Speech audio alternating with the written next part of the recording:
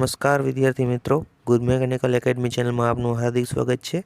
તો આજે આપણે વાત કરવાના છીએ મેથેમેટિક્સના મોસ્ટ આઈએમપી ક્વેશ્ચન વિશે। તો જીટીયુની પરીક્ષા પણ નજીક આવી રહી છે, તો તેના માટે બધાએ તૈયારી કરવાની શરૂ કરી દીધી છે। તો બધાને પહેલાં તો જીટીયુની એક્ઝામ માટે બેસ્ટ ઓફ લક। તો આજે આપણે જે મેથેમેટિક્સનું એક્ઝામ પેપર લેવાનું છે ને એના મોસ્ટ આઈએમપી ક્વેશ્ચન છે જે જીટીયુની અંદર પૂછાવાના જ છે, તો તેના વિશે આપણે વાત કરવાના છીએ। પાસ થવા માટે અને સારા માર્ક લાવવા માટે બધાને આ આપણે જે અત્યારે વિડીયો ચાલી રહ્યો છે તેની પીડીએફની લિંક પણ તમને ડિસ્ક્રિપ્શનમાં મળી જશે। તો તે પીડીએફ જેને પાસ થવાની પણ આશા નથી ને તે તો ખાસ કરીને આ પીડીએફ સોલ્વ કરી નાખજો, અને જેને સારા માર્ક લેવા હોય તે બીજી અમુક પીડીએફ પણ મૂકેલી છે ડિસ્ક્રિપ્શનમાં, તે પણ સોલ્વ કરી શકે છે। સૌથી પહેલાં તો મેં જે આ ફર્સ્ટ પીડીએફ જે મોકલેલી છે ને ડિસ્ક્રિપ્શનની અંદર ફર્સ્ટ જ પીડીએફ હોય છે તે સોલ્વ કરી નાખજો। જો તમારે પાસ થવું હોય તો પહેલાં આ પીડીએફ સોલ્વ કરી નાખજો, એટલે તમે પાસ થઈ જાઓ। પાસ થવાની તમને હું ગેરંટી આપું છું, કેમ કે જીટીયુ પેપરની અંદર અમારા બધાએ આ મેન જે છે ને અમારી ટીમે મહેનત કરીને આ પીડીએફ બનાવેલી છે। તો ખાસ કરીને તમે આ પીડીએફ સોલ્વ કરજો। ને મેથેમેટિક્સના આઈએમપી ક્વેશ્ચન એટલે કે મેથેમેટિક્સની આઈએમપી રીત છે, ક્વેશ્ચન નથી, બરાબર?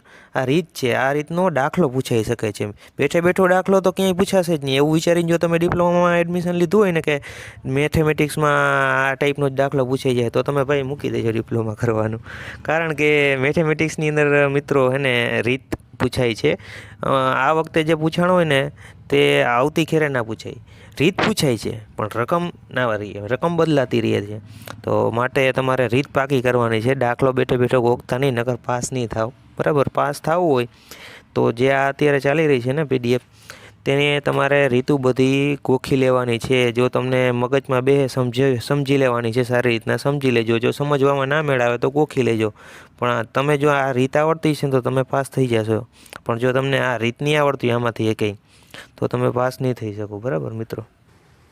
વિદ્યાર્થી મિત્રો, મેથેમેટિક્સ એવો એક સબ્જેક્ટ છે ને કે જે પ્રેક્ટિસ માગે છે, મહેનત માગે છે, હાર્ડવર્ક માગે છે।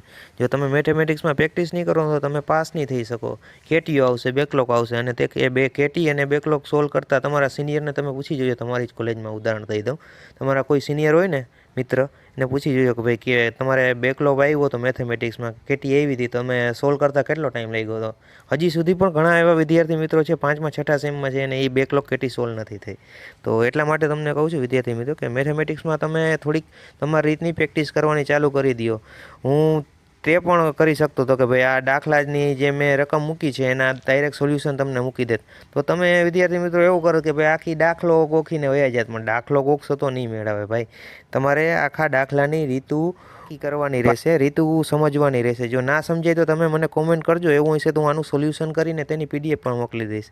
ઘણા બધા વિદ્યાર્થી મિત્રોને એમ હશે કે ભાઈ 10મામાં પાસ થઈ ગયા હતા, અઠે પ્રમેય પાકો કરી લીધો હતો, ત્રિકોણમિતિને ઓલું પાકું કરી લીધું એટલે પાસ થઈ ગયા, પણ આમાં એવું નથી વિદ્યાર્થી મિત્રો। આ એન્જિનિયરિંગ લેવલનું ગણિત છે, આમાં તમારે ખાસ કરીને પ્રેક્ટિસ કરવાની રહેશે, દાખલાની રીતુ સમજવી જોશે, તો જ તમે આમાં પાસ થઈ શકશો, નકર તમે આમાં પાસ નહીં થઈ શકો।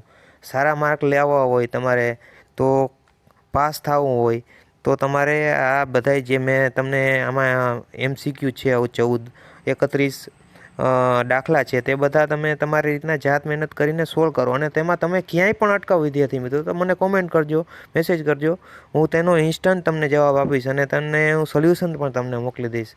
અને જો એવું બધું જ લાગતું હશે વધારે તો આની સોલ્યુશનની પીડીએફ પણ આના ડિસ્ક્રિપ્શનમાં આપણે ટૂંક સમયમાં નાખી દઈશું। જો વધારે પ્રશ્ન થતો હોય છે તો તે જોઈને તમે તેને સોલ્વ કરવાની ટ્રાય કરી શકો છો, બરાબર વિદ્યાર્થી મિત્રો?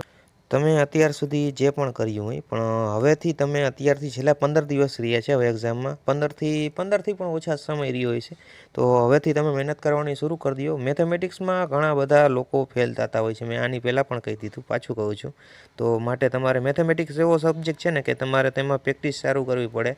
તો સૌથી પહેલાં તો તમે એને મેં જે આ અત્યારે પીડીએફ ચાલુ હતી ને વિડીયોમાં તે સોલ્વ કરવાની ટ્રાય કરો, સોલ્વ કરી જ નાખો આખી, અત્યારથી મહેનત ચાલુ કરી દો અને સોલ્વ થઈ જાય। અને પછી જો તમને એવું લાગતું હોય કે હજી મારે મહેનત કરવી છે, હજી પાસ થવું છે, તો તેના માટે જીટીયુની પીડીએફની પેપર નીચે નાખેલા છે તે સોલ્વ કરો। હવે આ જે અત્યારે જે પીડીએફ ચાલુ છે ને એ એમને મેં ગમે ત્યાંથી ઉપાડીને નથી નાખી દીધી વિદ્યાર્થી મિત્રો, અમારી આખી ટીમ છે જે એક્સપર્ટ છે, જે એ મહેનત કરીને આખી પીડીએફ નાખેલી છે, બનાવેલી છે. જો તમને આ પીડીએફને મારો વિડીયો સારો લાગતો હોય તો તમે મારા વિડીયોને સબસ્ક્રાઈબ ના કરો તો કાંઈ નહીં, કોમેન્ટ ના કરો તો કાંઈ નહીં, પણ તમારા વિદ્યાર્થી મિત્રોને શેર કરી દો, જેથી તે લોકોને પાસ થવાની આશા ન હોય ને તો તે પાસ થઈ શકે. તો વિદ્યાર્થી મિત્રો માટે આપણે મળીએ નેક્સ્ટ વિડીયોમાં.